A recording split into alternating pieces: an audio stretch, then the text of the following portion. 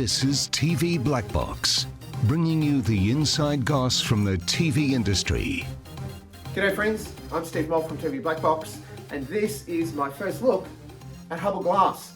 This is the television unit that Hubbl have released that has their Hubbl technology built inside it, but in a 55 or 65 inch format. It's a TV, right? It looks fine, it's a big screen, it's 4K ready to go, it's got a sound bar built into the bottom of it, speakers all the way around the flipping thing. It is designed to run Dolby Atmos where that's available for your content, so particularly I guess if you've got a Disney Plus subscription that supports it, a whole bunch of the Binge or KO stuff, then that's going to work really well for you. It is exactly the same remote, exactly the same as what you got with your Hubbl Puck. So let's power this sucker on. Now I have been through the setup process for this. It is ostensibly the same. In this unit I've got plugged in an antenna, though I have also signed into all of the free-to-air apps. We'll talk more about that. I have got the antenna plugged in, I've got a couple of devices plugged into HDMI ports and power. That's it. I could run an Ethernet cable from the TV to my wireless switch just down here, but I haven't chosen to do that. My Wi-Fi is pretty good in the house. And it looks just like Hubbl. Like everything there is exactly as you'd expect it to be. It's got all of the bits, it does all of the same things. When you first sign in, it does ask you for your Hubbl account to sign into, and bang, like it literally will bring across all of your settings and all of those sorts of things, which is great because it means you don't have to go through and set this up, and it's transparent from the puck to glass. And I would assume if you had more than one glass in the house, you could absolutely jump in, have them all connected, and when you sign in, all of those things are there. The other benefit, of course, is that when we go into the devices, any accounts that you have signed into in your Hubbl account, maybe Netflix, certainly things like Binge and KO and those sorts of things, they transparently are logged in for you as a part of signing into Hubbl. So that's really great. That's super helpful. I have a bone to pick, and it is absolutely not necessarily a Hubbl problem, though it is a pain in the bum. If you want to log into any of these other apps, like your Disney Plus, as I said, if you're signed in via Netflix, I haven't, in that I haven't got it shifted across over to my Hubbl account. It's independent, but I have signed into that myself. They are not, those login details are not recorded as a part of your Hubbl account. So when you go, say for example, when I go to Disney Plus, just after I power the thing up and it's magically gave me this great experience. Obviously you can subscribe on Hubbl. That's your first stop and first sign that it's not signed in. Or if you open Disney Plus, it will take you into the app and show you that you still have to sign in. Oh, Newman. Now, if this is the only Hubbl device in your house, that's going to be fine. You have to do that. It is part of the setup process. If it is a second or subsequent Hubbl device in your house, it's a frustration, let me tell you, because you have to go through and do it all again to that. But fine, right? Like it's going to be okay. I'll just go back to the main screen. Hello, pussycat. Some of the cool stuff that features in Hubbl Glass as a TV device. Of course, there's a whole bunch of functionality around what's your screen settings and those sorts of things. Now, this is where the magical 3 dots on your remote come into play, because you can get a shortcut access to all of that. And you might say, well, Molk, why is there a TV speakers output option? Why do I even get to change that? Because you have the ability to connect up a Bluetooth device. Obviously, you lose all of the Dolby Atmos feature if you've got Bluetooth headphones in or a Bluetooth speaker or something connected to it. But the benefit straight away is that you can sit on the couch, watch a thing, headphones in, not bother anybody else. That's really great. You can change the viewing mode, night mode, on and off. Do I want it bright and glary, or do I want it muted? Do I want to enhance the speech quality? All of those sorts of things, particularly if you're hard of hearing. And this microphone on feature. Now this is unique to the Hubbl Glass. For those that watched my first review, you'll know that that blue button, right? If I press and hold it, watch list. Right? So it's got audio search. I can tell it what to do, goes away and has a think, and it brings up my watch list. Ta-da! But what if, holding a button down is too hard for you?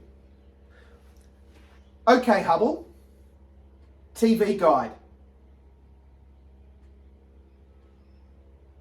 Oh yeah, always listening. So that in itself is a neat feature of the Hubbl Glass only. It's not on your puck. Sorry, your external device, your Hubbl. You can turn it off though, using that 3-button feature, going all the way across to microphone, or there is also a hard switch just tucked around here on the, I guess the right-hand end of the screen, where you can just press a button and it turns it on and off. So, no, if you're concerned about people, hearing you, turn it off. I think the benefit of leaving it on, because it means that the remote's freed up to do this and you don't look like a starship captain, Stardate 3572. You just get to be able to do that thing. Now, while we're in the guide, I thought this is pretty neat. Straight away, you can see that what it's done is loaded up the guide as I've scanned it. So I chose to plug in an antenna and scan it. Great, you don't have to. As long as you've signed into the free-to-air catch-up apps, you'll be great. It's all cool. Show you all of those things. Of course, then, because I've got my Binge subscription, it also shows me all of these other IP stream channels that come through that. Not dissimilar to your Fetch Mini if you've signed up to those subscription packs. That's great.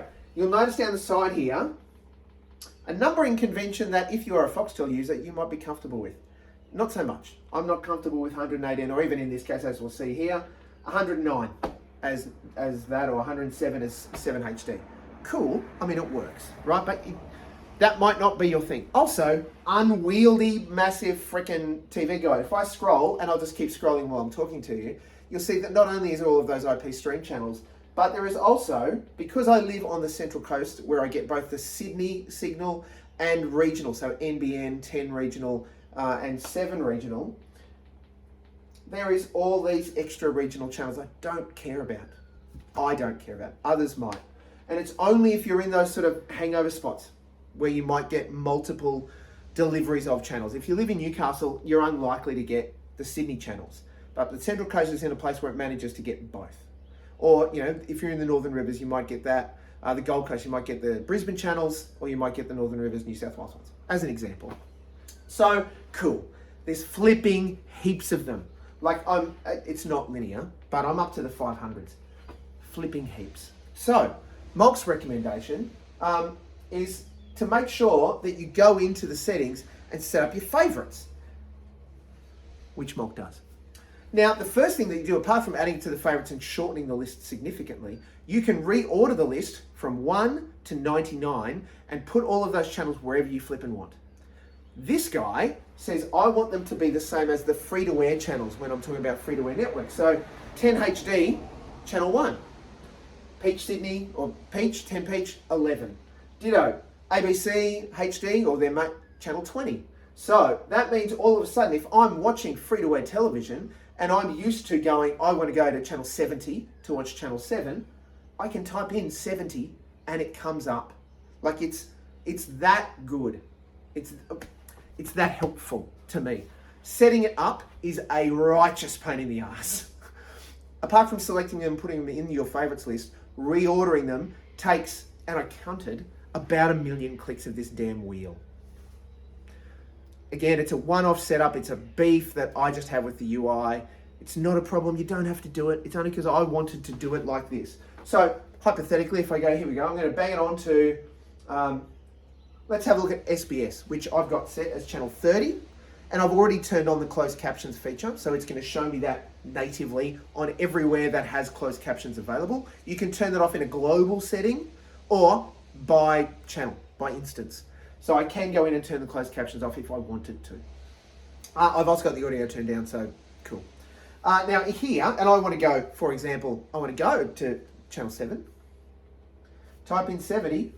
Hubbl. Ta-da. Did take a little while to change it. I did, and this is not IP stream. This is, I've scanned it and it's accessing the over-the-air terrestrial antenna. Did if I want to go to the ABC, channel 20. Boom. Shakalaka. Takes a little bit of time. That's just what it is. You just have to buy into that, I guess. Something that I've noticed that is a little bit of a don't know how to work it out or haven't got the feedback on how to fix this. Great, I'm watching free-to-air television. Yay, Molk. And then I go back to the home page. I'm going to press the home button, go back to the home page. As you'd expect, it's going to tell you, hey, there's this currently playing thing. What if I want it to stop playing? What if I don't want to see the moving picture? I don't know. I don't know how to turn that off, other than to go to something else. So it might be I'm going to go to binge and have a look here and say, oh, show me what's in the thing. Oh, good. Shows me that. And then I go back to the home screen and then it shows me still that that's not the thing that I wanted to do. Here, where's something that I was watching? Let's go to that. Colin from Accounts. So I was watching Colin from Accounts on binge. Great. Excellent Aussie production. Well done to Patrick Brammall and Harriet Dyer. Right at the start, can you tell? Also shows that I've added it onto my watch list. Nice, all sorts of great features. I press home and I go back to the home screen and it's still playing.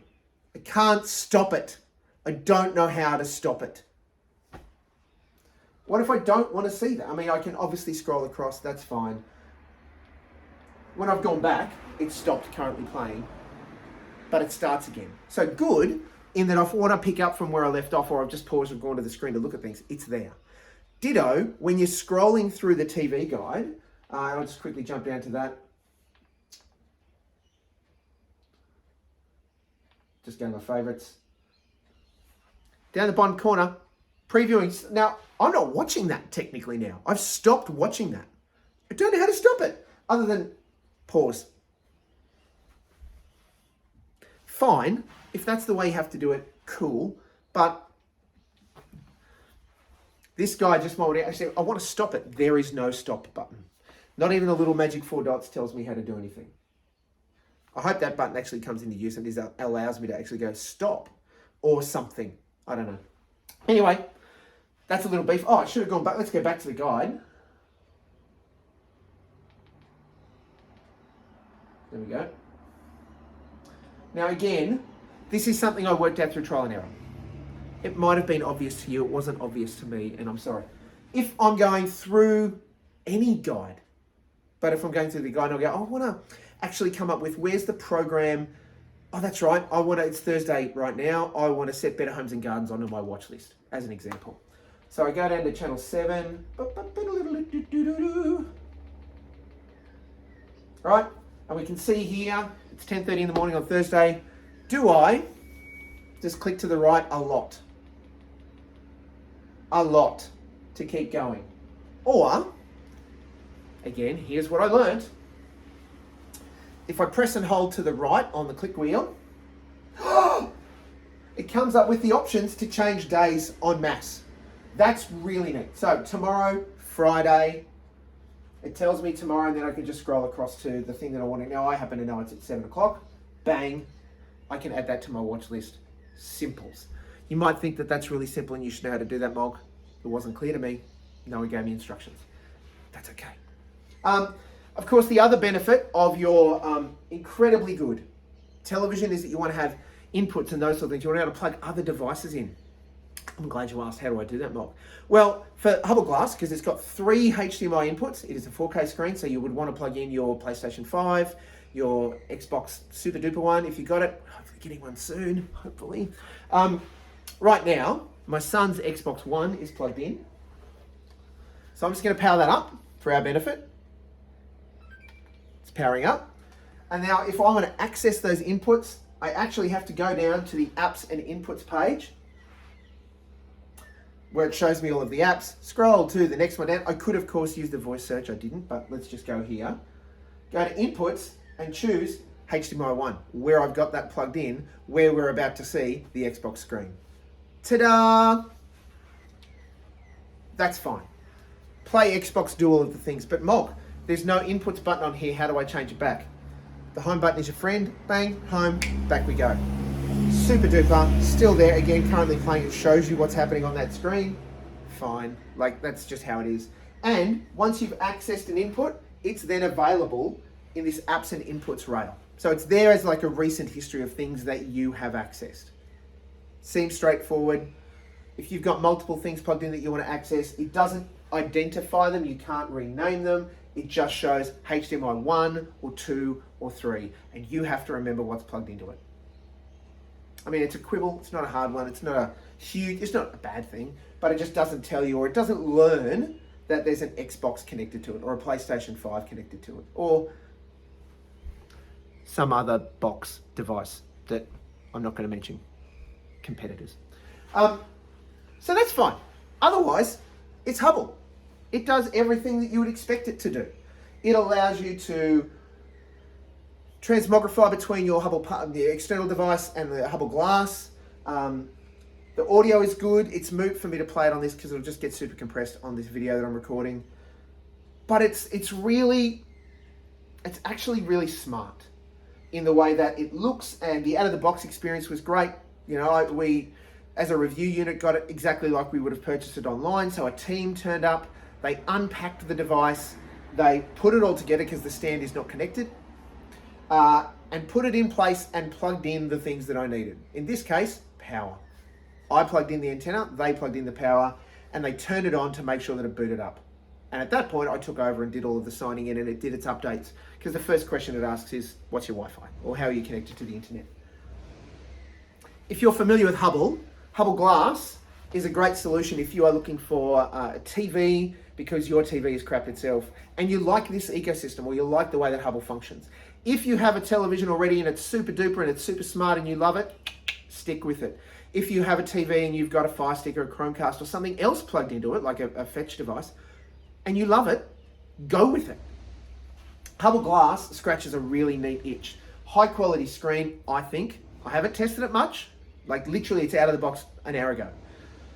It looks good. The blacks seem to be great. The audio in the little bits that I've heard and used of it sound great. Obviously, as I use it more, that will be a better indication. Its connection with the Hubbl environment, because you sign into one Hubbl account and it shares it across your devices, seamless. That's really great. That's what you want it to do. Also, the updates, exactly as with the Hubbl external device, it just downloads them and updates them and it's done. Super, super good. The remote is color coordinated with the screen. I think this is the midnight black, or I can't recall exactly the color, but there's like a dusky pink, there's a green, there's a blue, there's a white. Take whatever fills your boots, friends. You can have your Hubbl Glass match your decor. Cool. This 65 inch is just a shade under $2,000. The 55 inch is cheaper. And I think for what it offers you, that's a pretty good deal. You can get cheaper smart TVs. Are they as good? Look, I don't have the capacity to side by side them. You're going to make your call on that. You can definitely get cheaper dumb TVs. And if you wanted to, then ostensibly, dumb TV and another device, like a Hubbl external device plugged into it, solves that problem, right? You may also get a much more expensive dumb screen and plug in your smart thing. And look, that would be my recommendation. If you don't go down this path, Hubbl Glass, get the best screen that you can afford and plug in your device, such as your Hubbl external or whatever. As an all-in-one, solve the problem, make it go. It's hard to beat for $2,000, plus the cost of your streaming devices. Of course, the $2,000 is up front, that's just the unit. Then you've got to pay your month to month on all your streaming devices. But streaming services, you don't have to use any of them. You can just use this as a free-to-air device, though I would say you're really only using about 15% of the benefit of what this is. The integration, the re-aggregation of your streaming content with your free-to-air content is bang on what Hubble's about. And it does, I know they like to say it's TV, the future of TV and streaming made easy. It does make it easy. In my use so far, it's made it actually really quite easy. Okay, Hubbl, watch Colin from Accounts.